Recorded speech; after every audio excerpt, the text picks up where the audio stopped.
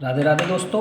जैसे कि दो संख्याओं का गुणनफल 270 है जबकि उनका अंतर 3 है, तो दोनों संख्याओं का योग ज्ञात कीजिए। ये सवाल नंबर 6 है। इससे पहले की वीडियो में हम 5 सवालों की बात कर चुके हैं और 5 सवालों में अब तक हमने ज्ञात किया था कि गुणनफल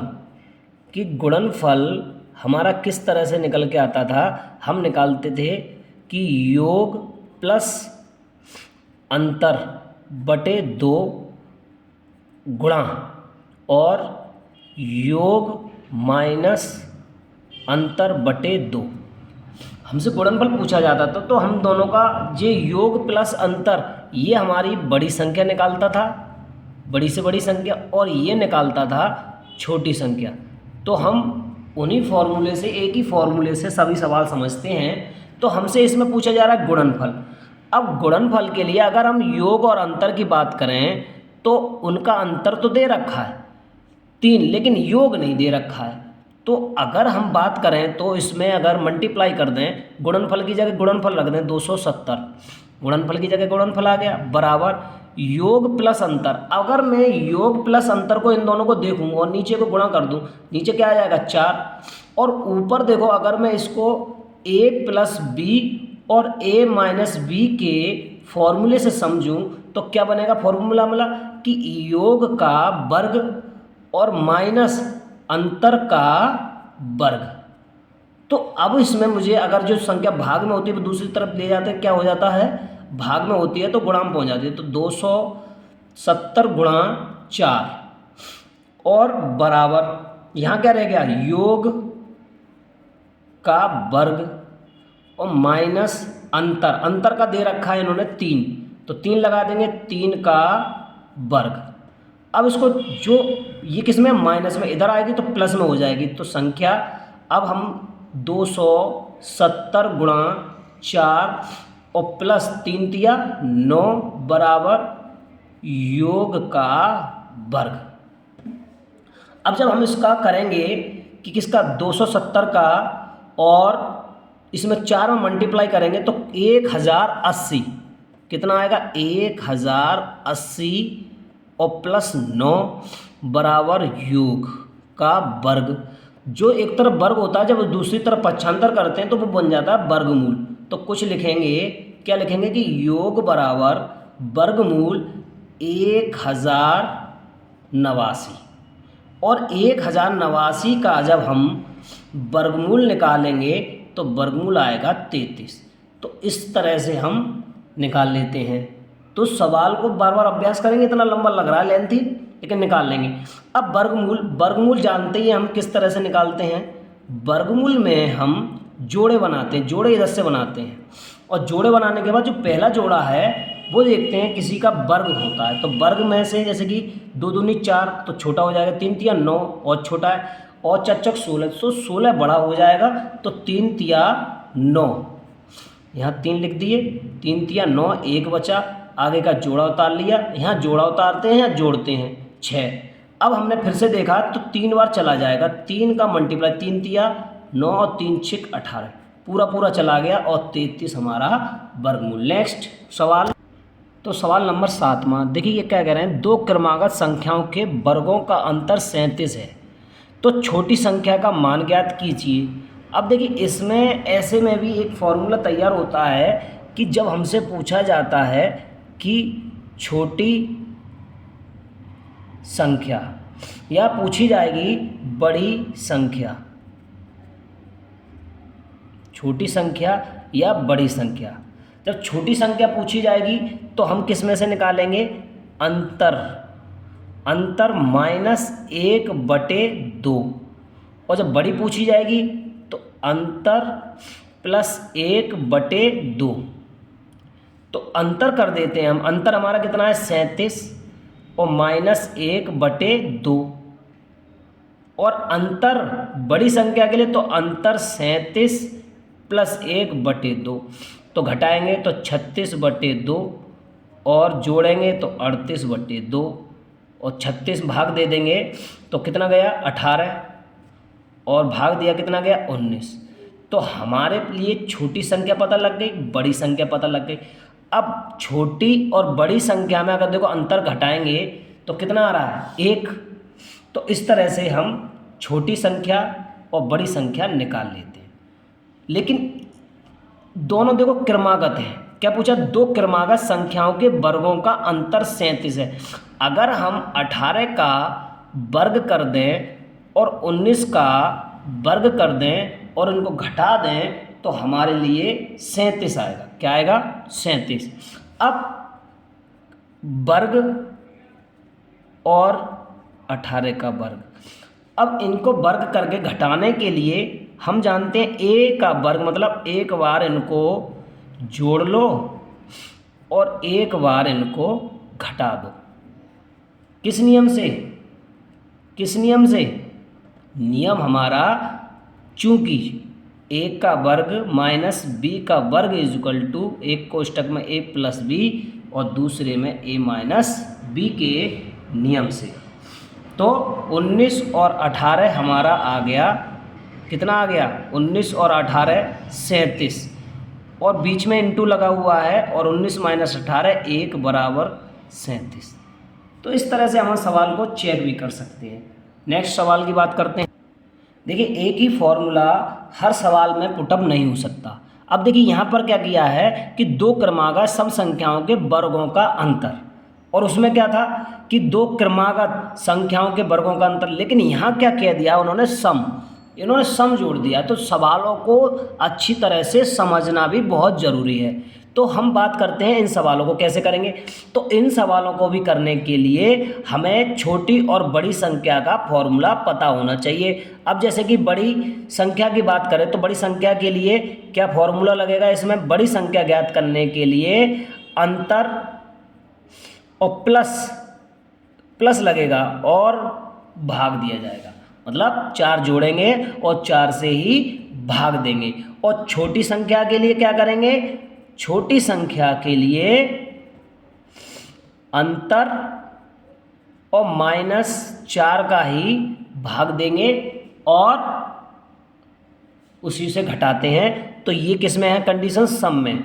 तो क्या कर देंगे हम अंतर के लिए? अभी हमसे क्या पूछा है? बड़ी संख्या पूछी है। तो अंतर कितना है? 100, और 100 में क्या कर रहे हैं? 4 ऐड कर रहे हैं और 4 से ही भाग, तो 104/4। अब 4 का भाग देंगे तो 4 का भाग दिया, 4 दूनी 8, 2 बचे, 4 छिंग 24। तो हमें संख्या पता लग गई 26। अगर छोटी संख्या की बात करेंगे तो 100 - 4/4, तो कितना हो गया? 96/4, और 4 दूनी 8 और 4 चौक 16। तो हमें ये छोटी संख्या पता लग गई। अगर अब इनका हम छोटी संख्या और बड़ी संख्या का वर्ग कर दें और उनका अंतर 100 ही आएगा, चेक कर सकते हैं। जैसे इससे पहले की वीडियो हमने बताया था किस तरह से कि 26 का वर्ग माइनस 24 का वर्ग। अब 26 - 24 मतलब एक बार जोड़ना है आपको और एक बार घटाना है आपको। तो 26 और 24 कितने हो गए? 50, और गुणा 26 - 24 2, और 50 दूनी 100। इस तरह से हम चेक भी कर सकते हैं। नेक्स्ट सवाल देखिए, ये सवाल नंबर 9 वैसे दिखने में तो सिंपल लग रहा है और है भी सिंपल, क्योंकि स्थानीय मान तथा जातीय मान मैंने बता चुका हूँ।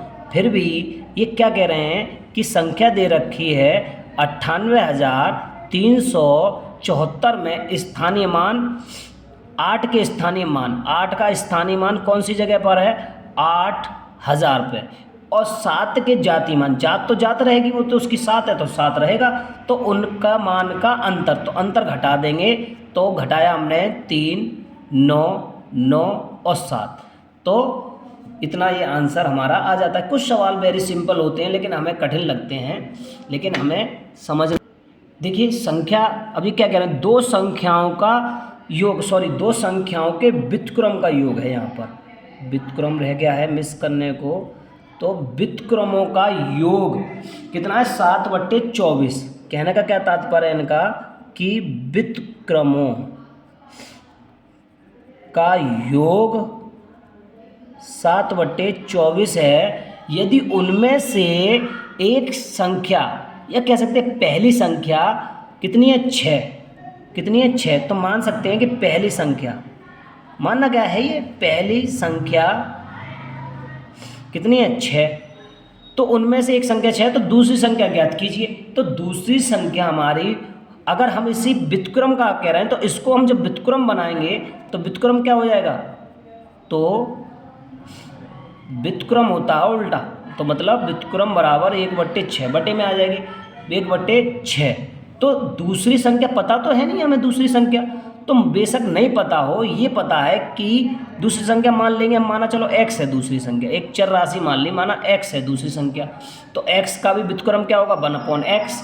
तो दोनों संख्याओं का योग, तो मतलब योग के लिए क्या कह रहे हैं कि 1/x प्लस 1/6 = 7/24, मतलब 1/x 1/6 इनका योग इतना ही तो है।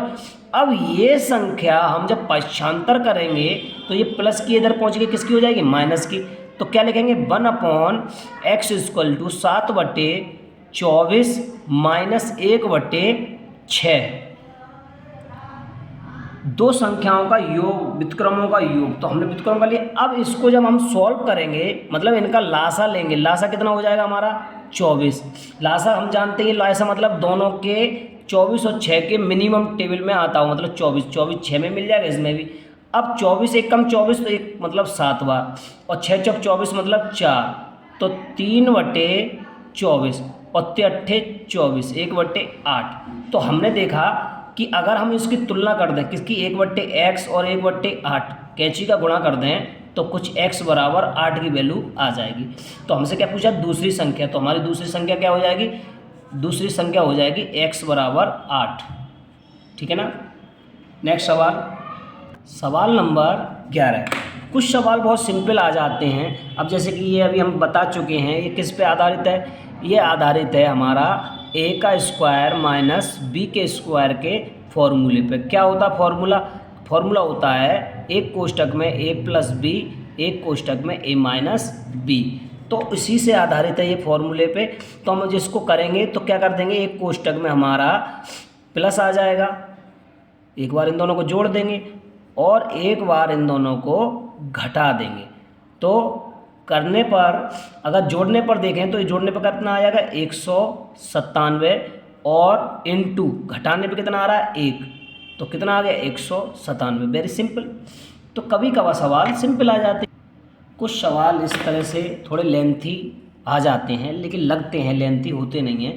अगर हम इन संख्याओं को a और इसको b मान लें, तो कि दो ही संख्या है हमारे पास, तो अगर हम a और b मान लें तो ये क्या हो जाएगा, ये हो जाएगा कि a प्लस b का whole square minus a minus b का होल स्क्वायर बटे a और b, यही तो है।